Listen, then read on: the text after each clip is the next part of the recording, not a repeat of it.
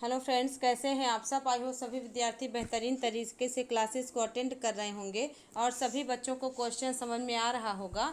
तो आज की क्लास हम सभी के लिटरेचर की 17 क्लास है। तो बहुत ही अच्छे अच्छे क्वेश्चंस आपको दिए जा रहे हैं जो हर एग्ज़ाम के पॉइंट ऑफ व्यू से बहुत ही महत्वपूर्ण हैं और अलग अलग प्रकार के प्रश्न एग्ज़ाम में पूछे जाते हैं।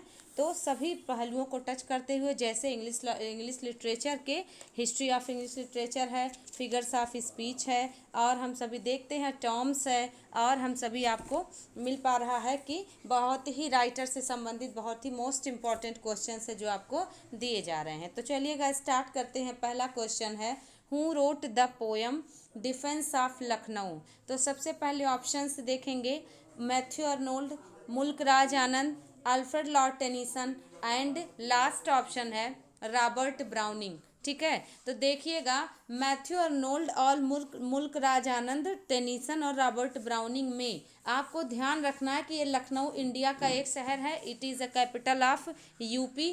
तो आप देख पा रहे हैं कि यहाँ पर डिफेंस ऑफ लखनऊ जो ये पोयम है, ये 18, आप ध्यान रखिए, 1857 में लिखा गया था और ये पोयम अल्फ्रेड लॉर्ड टेनिसन ने लिखा था। तो इसको बहुत ही अच्छे से आप इसको लर्न करें।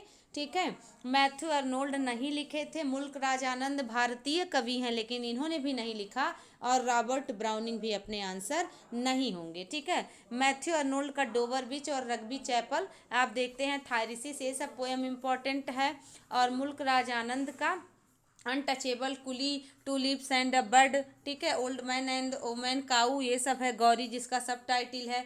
अल्फ्रेड लॉर्ड टेनिसन ने 1857 में ये पोयम लिखी पहली बार। और इसको ध्यान रखिएगा, बैलेट्स, ठीक है, बैलेट्स एंड अदर पोयम्स में, बैलेट्स एंड अदर पोयम्स में ये क्या हुआ, 1880 को ये पब्लिश हुआ। तो इसको ध्यान रखिएगा, इसको लिखा था डिफेंस ऑफ लखनऊ को 1857 में पहली बार अल्फ्रेड लॉर्ड टेनिसन ने, जो कि 1850 में आप देखते हैं पोएट लॉरिएट बने थे। इन मेमोरियम भी इन्हीं का है, यूलिसीज भी इन्हीं का है। तो इन्होंने बैलेट्स एंड अदर पोएम्स में 1880 में इसको पब्लिश करवाया था। ओके, तो चलते हैं क्वेश्चन नंबर सेकंड पर। क्वेश्चन नंबर सेकंड है, चार्ल्स लैम्ब इज, ऑप्शन आपको मिल रहा है इम्पर्सनल एसेइस्ट, सेकंड मिल रहा है पर्सनल एसेइस्ट, थर्ड है फिलोसॉफिकल एसेइस्ट, और लास्ट है डिडैक्टिक एसेइस्ट। ये चारों जो वर्ड हैं ये हैं क्या, तो इसको ध्यान रखिएगा फ्रेंड्स। जो चार्ल्स लैम्ब थे, इनकी डेथ हम लोग देखते हैं 1834 में हुई थी। ठीक है, और ये इम्पर्सनल जो है, ये इम्पर्सनल मतलब होता है कि व्यक्तिगत ना करना, और पर्सनल मतलब व्यक्तिगत बातों का जिक्र करना। तो सभी विद्यार्थी एसेज ऑफ इलिया, ठीक है, एसेज ऑफ इलिया और लास्ट एसेज ऑफ इलिया पढ़े हैं। तो ये एसेज ऑफ इलिया 1823 में आया था, लंदन मैगजीन में 1820 से ही चल रहा था इलिया, बट एसेज ऑफ इलिया इनके जो है एसेज का पब्लिकेशन था, या कह सकते हैं कलेक्शन था।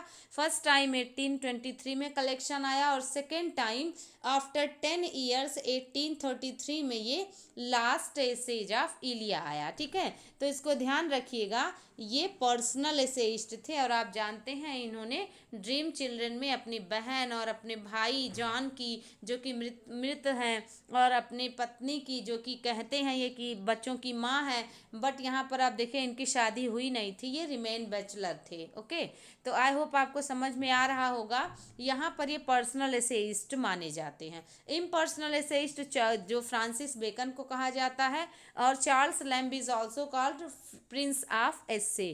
ठीक ना, फिलोसॉफिकल एसेइस्ट भी नहीं थे, और डिडैक्टिक मतलब शिक्षात्मक ऐसे भी ये नहीं लिखते थे। ठीक है, चलते हैं क्वेश्चन नंबर थर्ड पर। द ओरिजिन टाइटिल ऑफ मुल्क राज आनंद, ओरिजिनल टाइटिल ऑफ मुल्क राज आनंद के गौरी तो क्या है, अभी हमने आपको बताया the old woman and the cow, ये जो है इंडियन माइथोलॉजी पर आधारित है। गौरी को सीता माना गया है और ये शहर से जब वापस जाती है तो इसके पवित्रता और सतीत्व की परीक्षा ली जाती है, फिर ये मना कर देती है।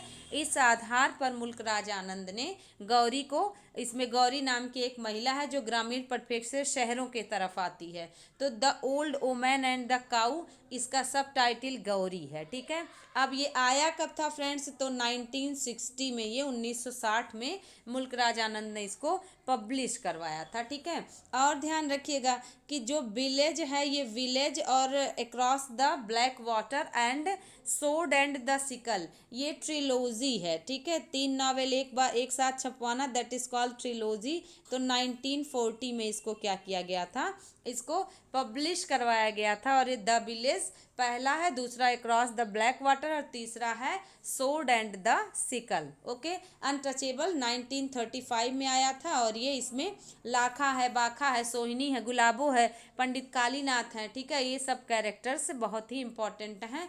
और अनटचेबल हो गया, कुली हो गया, ये सब इनका बहुत ही महत्वपूर्ण नावल है। ठीक है, तो चलते हैं, बहुत ही महत्वपूर्ण शॉर्ट स्टोरी है।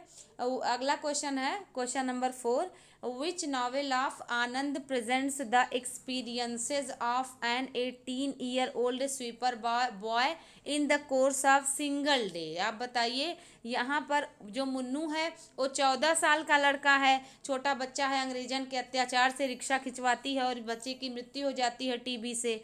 अनटचेबल ही इसका करेक्ट आंसर होगा। आप देखिएगा 1935 में अनटचेबल लिखा गया था, कुली 1936 में लिखा गया था, two leaves and a bud में भी इन्होंने दिखाया है कि गंगा नाम का जो है एक व्यक्ति है, गंगू नाम का, उसकी पत्नी का नाम सजनी है, उसकी बेटी का नाम ललिया है और एक अंग्रेज उसको परेशान करता है और गंगू जो है दौड़ता है, फिर उसको मार देता है, बाद में बच जाता है। तो ये चीज़ें इसमें दिखाई गई है। और जो बबल है, इसको फ्रेंड्स जान लीजिए, ये 1984 में इन्होंने इसको, ठीक है, पब्लिश करवाया था। इसके 10 पार्ट्स हैं, तो आई होप आपको समझ में आ रहा होगा।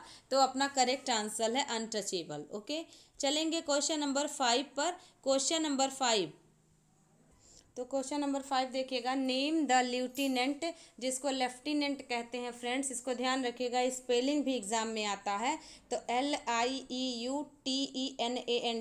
Correct spelling of lieutenant, that is called lieutenant. Okay, of Saturn in the paradise lost, बताएंगे यहाँ पर सेटन का सेनापति कौन होता है या गवर्नर कौन होता है, कौन जो है सेना के वो कमांड संभालता है जब वो सेटन भगवान के खिलाफ, गॉड के खिलाफ विद्रोह कर देता है। तो एडम है, राफेल है, बिलजीबब है कि नन ऑफ दी अबव है, बताइएगा। तो इसको फ्रेंड्स ध्यान रखिएगा, ये बिलजीबब है, ये स्पेलिंग भी एक बार एग्जाम में पूछा हुआ है। ठीक है, टीजीटी या पीजीटी के एग्जाम में पूछा है, तो इसको भी ध्यान रखिएगा। एडम जो है सन ऑफ गॉड हैं और राफेल को भगवान भेजते हैं इनको सचेत करने के लिए कि सेटन इनको जो है पलझा लेगा अपनी बातों में और करप्ट कर देगा। और बिलजीबब ही हैं जो सेटन की तरफ से सेना का कमांड संभालते हैं जब गॉड से इनकी लड़ाई होती है। ठीक है, पैराडाइज लॉस्ट देखिएगा, तो 1658 में शुरू किए थे, 1665 में कंप्लीट किए थे, 1667 में 10 किताबें थी और 1674 में 12 किताबों के साथ ये फिर पब्लिश हुआ था। ठीक है, और ध्यान रखिएगा, शॉर्टेस्ट बुक की बात करें तो बुक 7th शॉर्टेस्ट है और लॉन्गेस्ट की बात करें तो book 9th longest book of the paradise lost है, ब्लैंक वर्स में लिखा गया है। चलते हैं अगले क्वेश्चन की तरफ। नेक्स्ट क्वेश्चन है क्वेश्चन नंबर 6।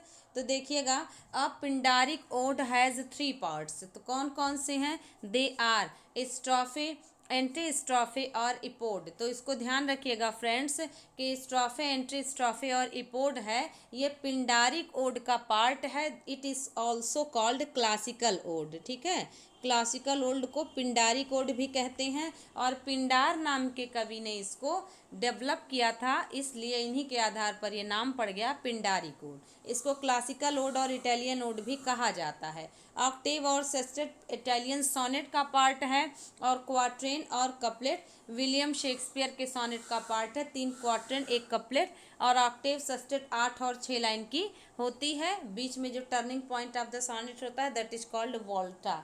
ओके, तो चलिए आगे बढ़ते हैं। क्वेश्चन नंबर 7 पर चलेंगे। Romantic age is also known as, romantic age को किन नामों से जाना जाता है? फर्स्ट ऑप्शन देखेंगे age of prose, second option है एज ऑफ सेंसिबिलिटी, और थर्ड ऑप्शन है एज ऑफ वर्ड्सवर्थ, और फोर्थ है age of Doctor Samuel Johnson. ध्यान रखिएगा फ्रेंड्स, आप सभी जानते हैं लिरिकल बैलेट का जब पब्लिकेशन होता है तो लिरिकल बैलेट का पब्लिकेशन आप देखते हैं 1798 में होता है। फिर विलियम वर्ड्सवर्थ 1802 में इसका प्रीफेस लिखते हैं, ठीक है, 1800 में इसका प्रीफेस आता है। तो यहाँ पर आप देख पा रहे हैं कि 1798 में, उसके बाद दोबारा प्रीफेस टू लिरिकल बैलेट 1800 में आया। तो ये जो एज है तो यही रोमांटिक एज की शुरुआत मानी जाती है। देयर आर 23 पोएम्स, कौन कौन से? तो 19 पोएम वर्ड्सवर्थ के थे और 4 पोएम के एस.टी. कॉलरिज के थे। पहले पोएम की बात करें तो राइम ऑफ एंसेंट मारिनर से लिरिकल बैलेट का पहला पोएम है जो कि एस.टी. कॉलरिज का था। और अंतिम पोएम की बात करें तो तिंटर नेबी था जो कि वर्ड्सवर्थ का था।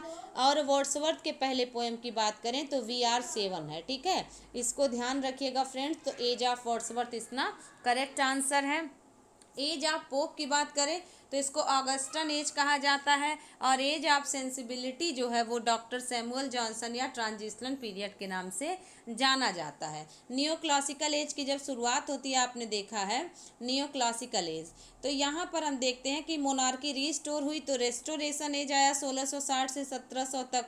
फिर 1700 से 1745 तक एज ऑफ अलेक्जेंडर पोप या ऑगस्टन एज आया। इसके बाद आप देख पाते हैं कि जो तीसरा पार्ट हुआ age of Doctor Samuel Johnson या एज ऑफ ट्रांजिशनल पीरियड या एज ऑफ सेंसिबिलिटी 1745 से लेकर के 1798 तक चला।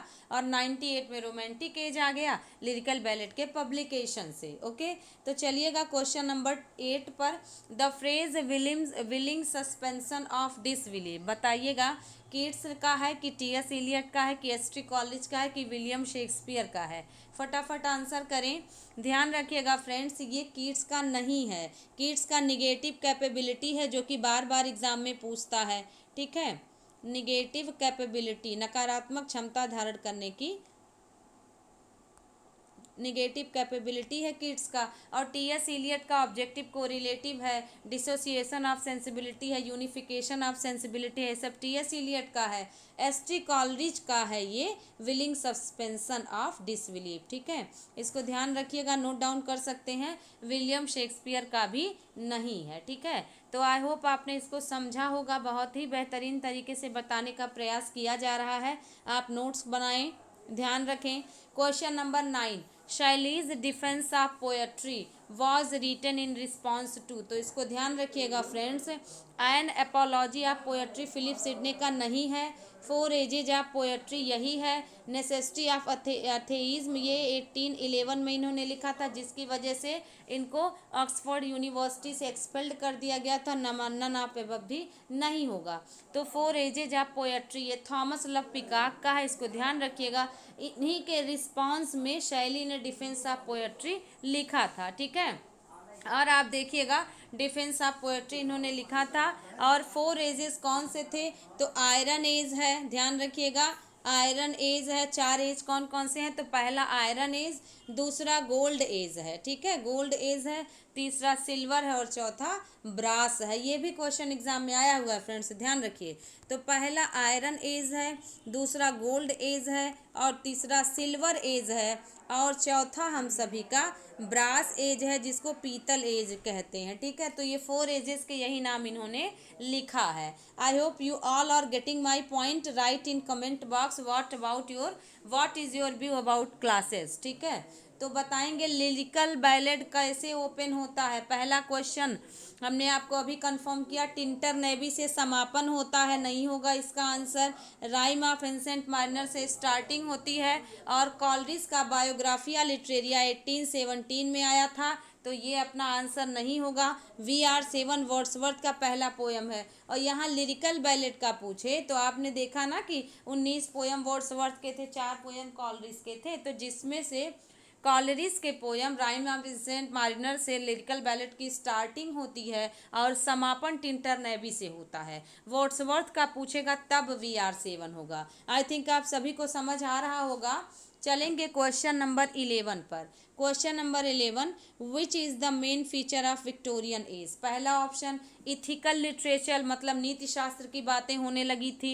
इन्फ्लुएंस ऑफ साइंस, विज्ञान का आविष्कार बहुत तेजी से हो रहा था और प्रभाव। अटैक ऑन मटेरियलिज्म, आपने देखा है ना डोवर विच पर इन्होंने मैथ्यू अर्नोल्ड ने बहुत सारी बातें दिखाई और उन्होंने ये एक एलिजी है और दिखाते हैं कि किस प्रकार से मटेरियलिज्म हावी हो रहा था, तो लोगों का साइंस के प्रति ज़्यादा आकर्षण हो रहा था और ईश्वर में विश्वास हट रहा था।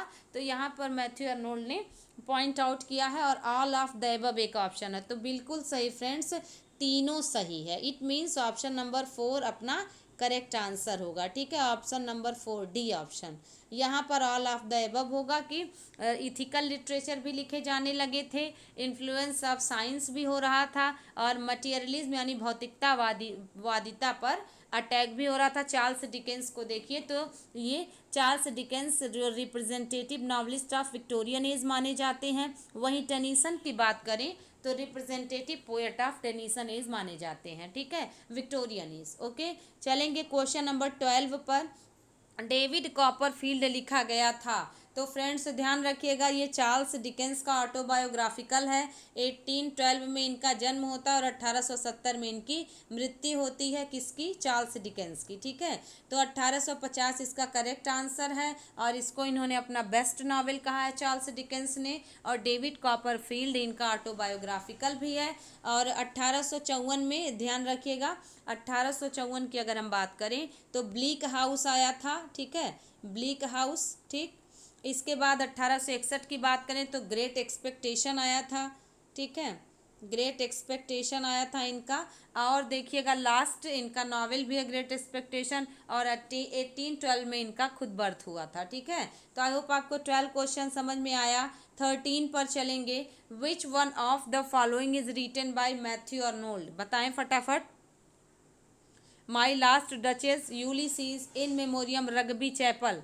तो आपको याद होगा बहुत ध्यान से, ये सब प्रश्न मैंने कई बार डिस्कस कर चुके हैं और ऑप्शन आपको मिल ही जाते हैं। देखिएगा, माई लास्ट डचेस रॉबर्ट ब्राउनिंग का है। ठीक है, ये आपका ड्रामेटिक मोनोलॉग है। ठीक ना। और यूलिसीज आपका टेनीसन का है, ये भी ड्रामेटिक मोनोलॉग है। और इन मेमोरियम एक एलिजी है जिनको मैथ्यू अर्नोल्ड टेनीसन ने लिखा था आर्थर हेनरी हेलन की याद में, जिनकी 1833 में मृत्यु हो गई थी वियना में और ब्रेन हेमरेज से। और 1850 में इसको पब्लिश करवाया था। लगभग 17 वर्ष लग गए थे, जो क्वीन विक्टोरिया को बहुत ही सुकून देता था। और ये पोएट लॉरिएट भी 1850 में हुए थे। तो यहाँ पर आप देखेंगे रग्बी चैपल अपना करेक्ट आंसर होगा।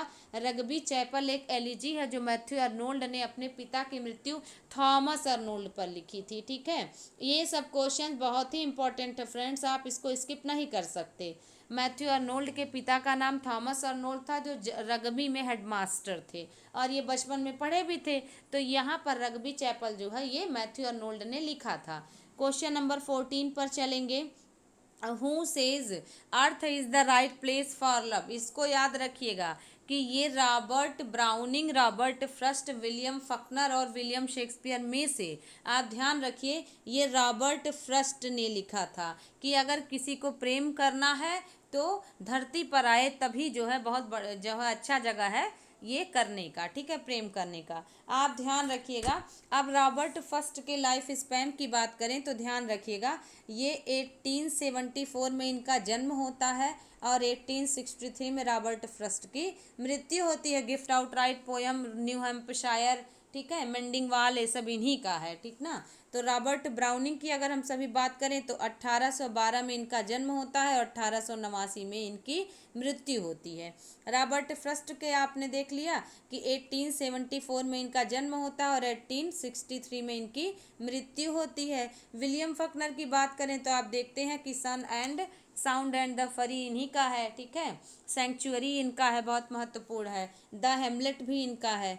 तो ये आपका विलियम फकनर का हो जाएगा। 1897 में जन्म हुआ था और 1962 में इनकी मृत्यु होती है। ठीक है, रॉबर्ट ब्राउनिंग का आपने देख लिया, विलियम शेक्सपियर को आप जानते हैं। क्वेश्चन नंबर 15 देखिएगा, वॉट विटमैन बिलोंग टू। तो वॉट विटमैन की अगर आप बात करें तो वॉट विटमैन 20th सेंचुरी से बिलोंग करते हैं। अब आप इसको कैसे कहेंगे, ये अमेरिकन पोएट थे वॉट विटमैन। इन्होंने एलिजी लिखी है वो कैप्टन माई कैप्टन अब्राहम लिंकन की मृत्यु पर। ठीक है, और इनका देखें तो 1819 में यानी 1819 में जन्म होता है और 1892 में इनकी मृत्यु होती है। ठीक ना, तो इसको ध्यान रखिएगा, 20th सेंचुरी है। और ये माने जाते हैं कि जो है वॉट विटमैन ये डेमोक्रेटिक पोएट भी माने जाते हैं, फादर ऑफ फ्री वर्ड्स भी माने जाते हैं। क्वेश्चन नंबर 16 देख लीजिएगा, which book of Hardy is not pessimistic. आपको पता है हार्डी जो है वेसेक्स नॉवेल की वजह से जाने जाते हैं और ये पेसिमिस्टिक पोएट पेसिमिस्टिक भी माने जाते हैं। तो इनका इसमें से कौन सा पेसिमिस्टिक नहीं है। तो फ्रेंड्स आप ऐसे ध्यान रखें, ये तीनों जो है ये पेसिमिस्टिक है। ठीक है, पेसिमिस्टिक है यानी निराशावादी, और अ पेयर ऑफ ब्लू आई है वो ऑप्टिमिस्टिक है। ठीक है, ऑप्टिमिस्टिक यानी आशावादी। ठीक, तो यहाँ पर आप देखिएगा a pair of blue eyes इनका आंसर हो जाएगा। बाकी उपर्युक्त जो मतलब बी सी और डी है ये पेसिमिस्टिक हैं और ये आपका ऑप्टिमिस्टिक है। ठीक है, आई होप आपने समझ लिया होगा। अब चलिए सभी की डेट की भी बात कर लेते हैं। तो a pair of blue eyes 1873 में आया था, नोट करते चलें। पीजीटी में क्वेश्चन हार्डी से ना पूछे तो कहाँ से पूछेगा, आप देख लीजिए, हार्डी को आप स्किप नहीं कर सकते। 1895 में जूड द ऑब्स्क्योर पब्लिश हुआ था बुक फॉर्म में, और Tess of d'Urbervilles जो है इसमें आपने देखा था कि जो जूड द ऑब्स्क्योर है और Tess of the d'Urbervilles है, इसको लिखने के बाद इनको इसमें इन्होंने सेक्सुअल रिलेशन की बहुत ओपनली चर्चा की है, इसलिए यहाँ पर इनको बहुत ही आलोचना फेस करनी पड़ी थी। और अंत के अपने जीवन के 30 वर्षों तक इन्होंने कोई नॉवेल नहीं लिखा, पोएम और शॉर्ट स्टोरी से अपना काम चलाया। ठीक है, तो आप देखिएगा फार फ्रॉम मैडिंग क्राउड 1874 में लिखा था। ठीक है, तो इसको ध्यान रखिएगा, समझ लीजिएगा, बहुत ही महत्वपूर्ण है। चलेंगे आगे बढ़ते हैं। Question number 17, Aristotle declared that plot. तो अरिस्टोटल के अनुसार प्लॉट क्या है, ध्यान रखिएगा, is the soul of tragedy. Aristotle ने हमार्शिया, कैथारसिस, एनाग्नोरिसिस, प्योरगेशन, ये इन्हीं का दिया हुआ टॉपिक है। तो प्लीज़ आप क्लासेज को पूरा एंजॉय करें। ऑप्शन नंबर सी इसका आंसर होगा। Find the figure of speech to it is human to forgive is divine. इसको ध्यान रखिए फ्रेंड्स, ये एंटीथीसिस है। एंटीथीसिस क्या होता है, दो क्लॉज एक दूसरे का विरोध करते हैं। ठीक है, एंटीथीसिस होता है जैसे God propose man proposes God disposes. ठीक है, united we stand divided we fall, ये सब इसका एग्जाम्पल है। सेनेक्डॉकी में जो है सब कुछ एक पार्ट के लिए होता है, मेटाफर में किसी चीज़ को कोई चीज़ कह देना, टॉटोलॉजी में एक्स्ट्रा वर्ड यूज़ कर देना एक ही सेंस में, जैसे हैप्पी के साथ रिजॉइस यूज़ कर दिया जाए। ठीक है, चलेंगे क्वेश्चन नंबर 19 पर, which figure of speech he is fond of red tapism. तो इसको ध्यान रखिएगा, ये मेटोनमी है जिसको नेम चेंज कहा जाता है। ठीक है, नेम चेंज। पन है, तो पन की अगर हम सभी बात करते हैं तो पन में आपका प्ले ऑन वर्ड्स होता है, एक शब्दों का दो शब्द। ऑक्सीमोरन जो है, ऑक्सीमोरन आपका दो अपोजिट वर्ड एक साथ रहता है, मेटाफर भी नहीं है। ये रेड टेपिज्म जो है ये क्या लाल फीता शाही को बता रहा है, इसका मतलब कि अधिकारी तंत्र, यानी कि उसको मतलब रॉयलिज्म, या कह सकते हैं कि जो है रेड टेपिज्म, जिसको हिंदी में लाल फीताशाही कहते हैं, यानी फाइलें जो है ऑफिस में घूमती रहें लेकिन काम आपका ना हो, that is called red tapism.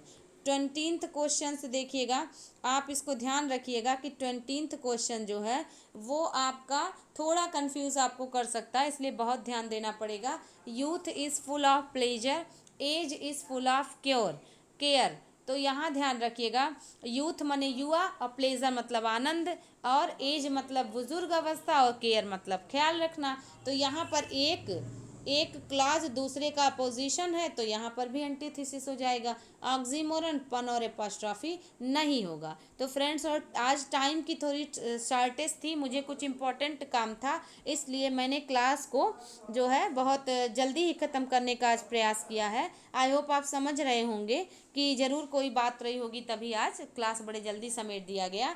तो जो भी फैक्ट आपको मिले हैं फ्रेंड्स, आप उसको एंजॉय करें, बेहतरीन तरीके से लर्न करें, नोट्स बनाएं, आपके सभी एग्ज़ाम में काम आने वाले प्रश्न हैं। Thank you so much. आपने बहुत धैर्य